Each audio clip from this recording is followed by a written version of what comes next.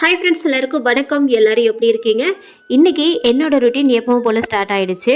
காலையிலே கிச்சனுக்கு வந்து பார்த்தா இந்த கிச்சனில் வந்துட்டு இந்த பாத்திரம் கழுவி வச்சது அப்படியே இருந்தது. அதை எல்லாத்தையுமே ஃபஸ்ட்டு எடுத்து வச்சுட்டு அதுக்கப்புறமா வந்துட்டு வேலையை ஸ்டார்ட் பண்ண ஆரம்பிச்சிட்டேன். ஏன்னா ஃபஸ்ட்டு வந்துட்டு நமக்கு காஃபி தான் போட்டு குடிக்கணும் இல்லையா? அதனால் இன்றைக்கி கொஞ்சம் லேட்டாக தான் எழுந்தேன். ஏன்னா வந்து ஹஸ்பண்டும் வந்துட்டு ஊரில் இல்லையா, பசங்க மட்டும்தான். பசங்களுக்கு இன்றைக்கி சனிக்கிழமைன்றதுனால லீவ் விட்டாங்க. சரி 2 நாளாக வந்துட்டு கொஞ்சம் ரெஸ்ட் எடுக்கலாமே சொல்லிட்டு ஒரு 6 மணி ஆகிடுச்சு எழுந்திருக்கிறதுக்கே. எழுந்திரிச்சு குளிச்சுட்டு நம்மளோட வேலையை வந்துட்டு ஸ்டார்ட் பண்ணிட்டேன். நான் வந்து என்ன சொல்கிறேன்னா, எப்போ எழுந்தாலுமே வந்துட்டு குளிச்சுடுங்க, அதுதான் ரொம்பவும் நல்லது. நான் நேற்றே வந்து நிறைய சொல்லிட்டேன். இனிமேல்ட்டும் அதை சொன்னேன் அப்படின்னா ரொம்பவும் இந்த அக்கா இருக்கிற மாதிரி இருக்கிறாங்க அப்படின்ற மாதிரி நம்மளோட வீடியோ யாரும் பார்க்க மாட்டாங்க. ஸோ நான் வந்துட்டு அதை பற்றி நிறையவே பேசிட்டேன். அதனால் இனிமேட்டு பேச போகிறதில்ல. வீட்டில் வந்து இட்லி மாவு காலி ஆகிடுச்சு. அதனால் இன்றைக்கி வந்து காலையிலே ஊற வச்சிடலாமே சொல்லிட்டான். அதுக்கு வந்து ஃபஸ்ட்டு வந்துட்டு ஊற வச்சுட்டு இருந்தேன். நான் எப்போவுமே என்ன உளுந்து வாங்குவேன்னா, அந்த வெள்ளை உளுந்துலேயே நமக்கு வந்து அந்த உதயம் பருப்புலேயே வெள்ளை உளுந்து கிடைக்கும்ல, அந்த பிராண்டு தான் வாங்குவேன். ஏன்னா மற்ற பிராண்ட்லாம் பார்த்தீங்கன்னா நம்ம உளுந்து நல்லா அரைக்கும் போது நல்ல வெண்ணெய் மாதிரி வராது. அது பார்த்தீங்கன்னா உள்ளேயே போகிற மாதிரி இருக்கும். மாவு பார்த்தீங்கன்னா அவ்வளோவா பொங்கி வராது. எனக்கு வந்து அந்த வேறு பிராண்டில் இருக்கிற அந்த உளுந்து வந்து எனக்கு பிடிக்கவே பிடிக்காது. அதனால் எப்போவுமே நான் வந்து உதயம் பிராண்டில் தான் வந்துட்டு வாங்குவேன்.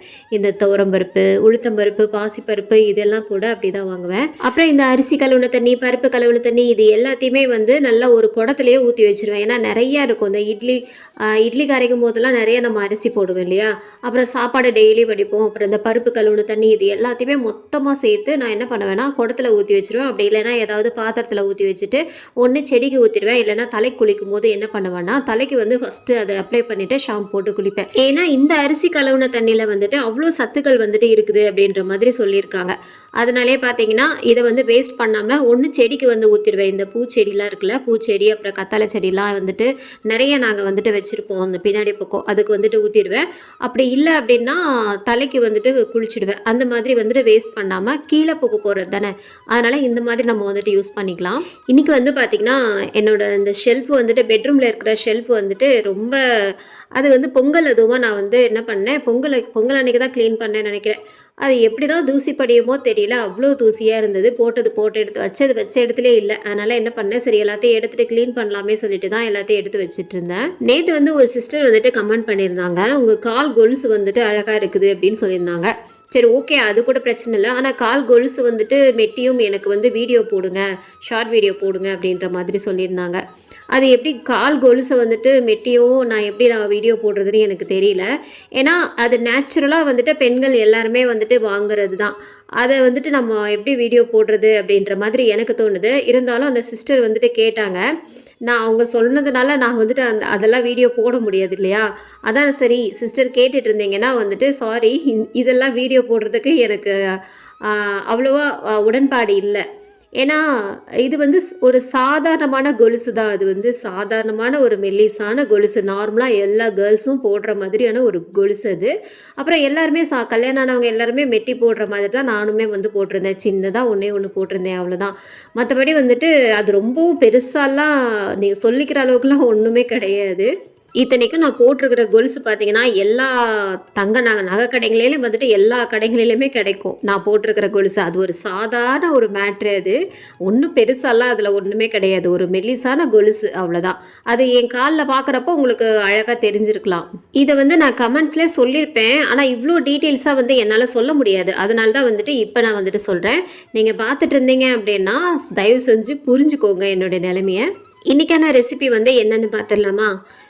நான் வந்து ஒரு 3 மணி நேரத்துக்கு முன்னாடியே உளுந்து வந்து ஊற வச்சுருந்தேன். எப்போவுமே இந்த இட்லி தோசை அரைக்கும் போது தான் நான் என்ன பண்ணுவேன்னா இந்த வடை எல்லாம் வந்துட்டு செய்வேன். அதே மாதிரி தான், ஏன்னா பெரிய கிரைண்டராக இருக்கிறதுனால என்ன பண்ணுவேன்னா இட்லி தோசை மாவு அரைக்கும் போது தான் வந்துட்டு சுட முடியும். ஏன்னா இதுக்குன்ட்டு தனியாக வந்துட்டு ஒரு டம்ளரை மட்டும் நம்ம அரைக்க முடியாது இல்லையா, இல்லைன்னா மிக்சியில் தான் வந்துட்டு அரைக்கணும். இன்றைக்கி என்னன்னு தெரில, இது கொஞ்ச நேரம் தான் போட்ட உடனே கொஞ்ச நேரம் தான் சுற்றுச்சு. அப்படியே வந்துட்டு அந்த கட்டை வந்துடுச்சு தனியாக. ஹஸ்பண்டு வீட்டில் எல்லாம் என்ன பண்ணுறதுனே தெரியாமல் நானும் முழிச்சிட்டு இருந்தேன் கொஞ்ச நேரம். அதுக்கப்புறம் பார்த்தீங்கன்னா கடைசியில் வந்துட்டு மிக்சிலே வந்துட்டு போட்டு இதை வந்து அரைச்சிட்டேன். இன்றைக்கான ரெசிபி வந்து இந்த மெதுவடை தான். இதுக்கு வந்து நல்ல மாவு அரைச்சாச்சு. நம்ம அரைச்சிட்டு இதுக்கு தேவையான அளவுக்கு உப்பு சேர்த்துக்கலாம். உப்பு சேர்த்துட்டு ஒரே ஒரு பெரிய வெங்காயம், ஒரே ஒரு பச்சை மிளகாய் மட்டும் இதில் சேர்த்துக்கலாம். இந்த மெதுவடைக்கு நம்ம வந்து வெங்காயம் ரொம்பவும் அதிகமாக சேர்க்கணுன்ற அவசியம் இல்லை. ஒரு பெரிய வெங்காயம் சேர்த்தாலே வந்துட்டு அதுவே அதிகம்தான்.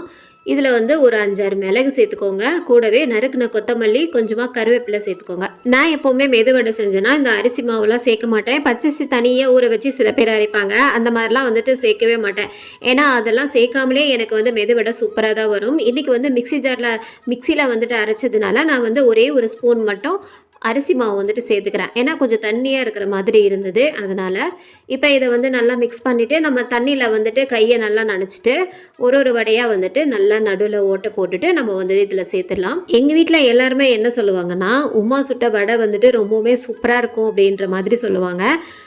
எனக்கு சந்தோஷமாக இருக்குதோ இல்லையோ, ஆனால் உண்மை அதுதான். நான் சுடுற வடை வந்துட்டு எங்கள் வீட்டில் எல்லாருக்குமே ரொம்ப பிடிக்கும்.